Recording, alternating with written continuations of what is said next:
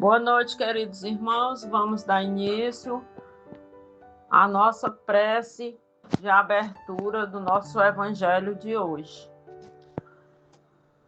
Jesus querido e amado, nos abençoa com o evangelho de luz, nos ajuda a colocarmos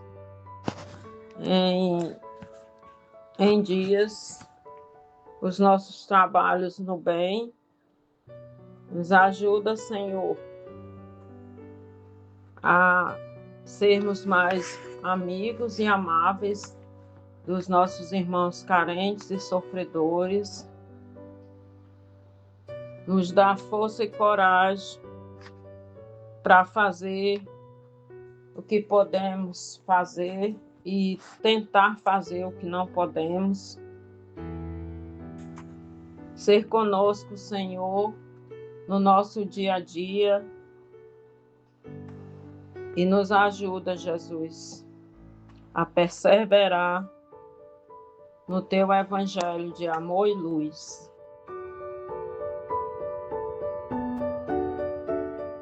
Leitura do Evangelho segundo o Espiritismo, capítulo 21.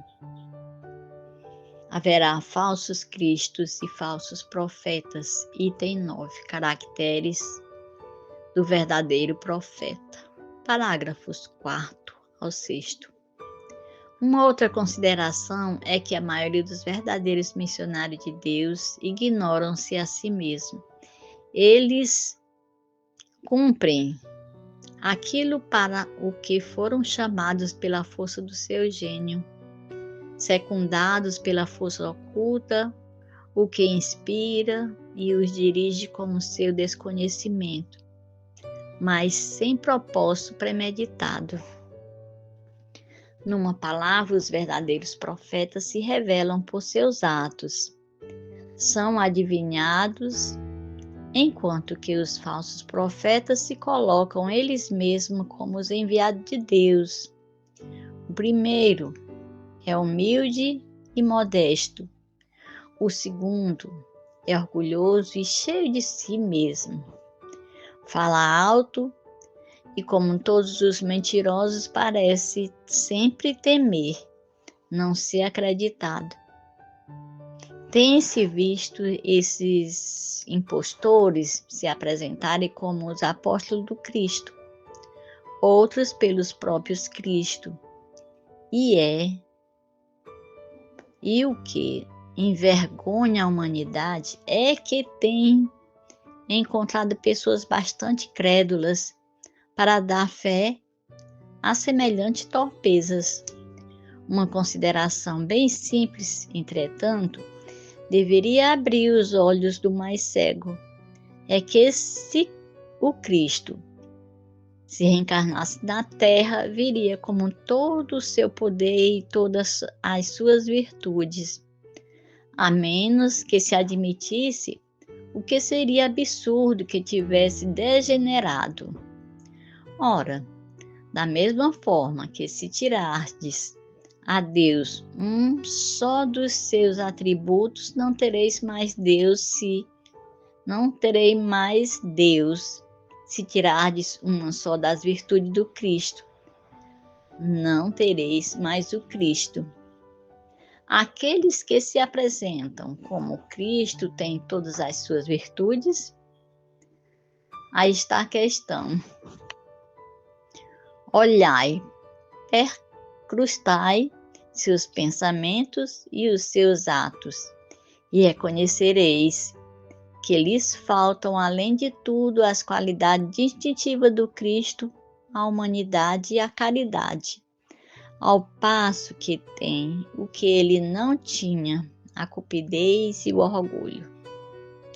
Notai, aliás, que há nesse momento e em diferentes países vários pretensos Cristos, como já vários pretensos Elias, São João ou São Pedro, e que necessariamente não podem ser todos verdadeiros.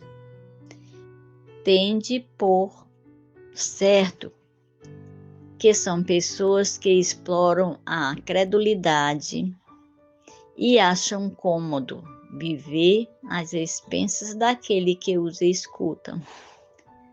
Desconfiai, pois, dos falsos profetas, sobretudo no tempo de renovação, porque muitos impostores se dirão os enviados de Deus. Eles se proporcionam uma vaidosa satisfação na terra, mas uma terrível injustiça os espera. Podeis disso estar certo. Erastus, Paris, 1862. Olá, queridos amigos e amigas. Vamos então nesse momento, após essa leitura iluminada, refletir um pouco sobre os caracteres do verdadeiro profeta, conforme o Evangelho vem nos esclarecer, nos orientar. Se nós pararmos um pouco para refletir a respeito dessa leitura, podemos recordar que na parte terceira de O Livro dos Espíritos, na pergunta 624, o Kardec pergunta aos espíritos qual é o caráter do verdadeiro profeta. E os espíritos respondem que o verdadeiro profeta é um homem de bem, que esteja inspirado por Deus, e que vão ser capazes de reconhecê-los pelas suas palavras e pelos seus atos, considerando que uma vez que ele é inspirado por bons espíritos, suas palavras e suas condutas refletirão isso.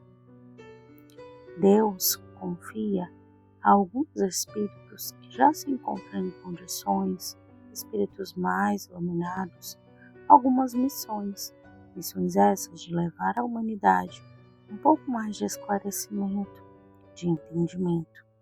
Durante toda a história da humanidade, em diversos momentos nós tivemos figuras importantes que trouxeram alguns ensinamentos que foram a base para que hoje nós possamos compreender um pouco mais sobre as leis de Deus, um pouco mais sobre os ensinos de Jesus.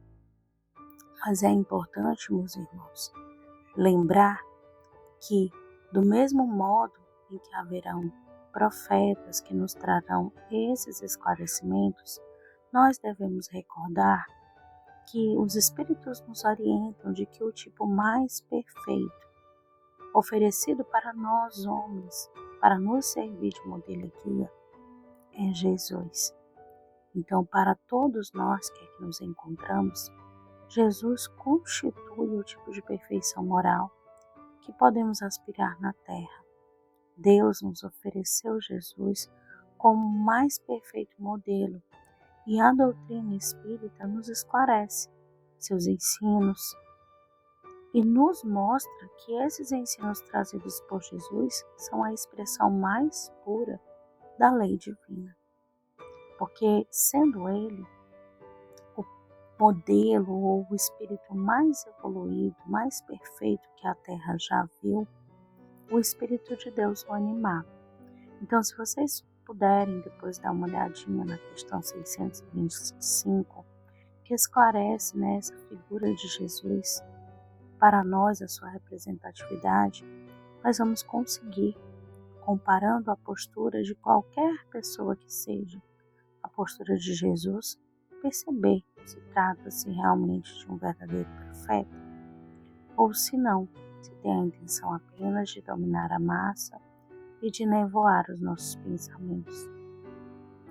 Quanto aos que pretendendo instruir o homem na lei de Deus, o têm transviado ensinando falsos princípios, e isso aconteceu por haverem que se deixaram levar pelos seus sentimentos mais imperfeitos, mais materialistas e mais terrenos, misturando a lei de Deus com a lei dos homens. Então muitos hão de se apresentar, querendo ensinar ou esclarecer as leis divinas, mas devemos sempre nos recordar que o nosso exemplo maior é Jesus. E do mesmo modo que devemos estar atentos para não nos deixarmos levar por palavras que não estão condizentes com a prática verdadeira do Evangelho de Jesus, devemos também nos manter nos esforçando para nos tornarmos pessoas de bem e servirmos como instrumento do amor e dos ensinos de Jesus na Terra. Um grande abraço, todos sejam envolvidos por uma atmosfera luminosa de paz e de serenidade. E assim, agradecidos estamos pelo Evangelho de hoje, vamos elevando o nosso pensamento junto aos mensageiros de Deus, agradecendo todos os benefícios recebidos pelo Evangelho, que nós possamos cada vez mais estarmos ligados e unidos a esses Evangelhos, seguindo os seus ensinamentos, e vamos pedindo as bênçãos ao nosso irmão Bezerra de Menezes e toda essa equipe que fica cuidando do nosso Evangelho, as bênçãos de fluidificação para todas as águas, que ao usarmos nós possamos receber todas as benesses trazidas por essas bênçãos. Agradecemos por tudo, hoje e sempre, que assim seja.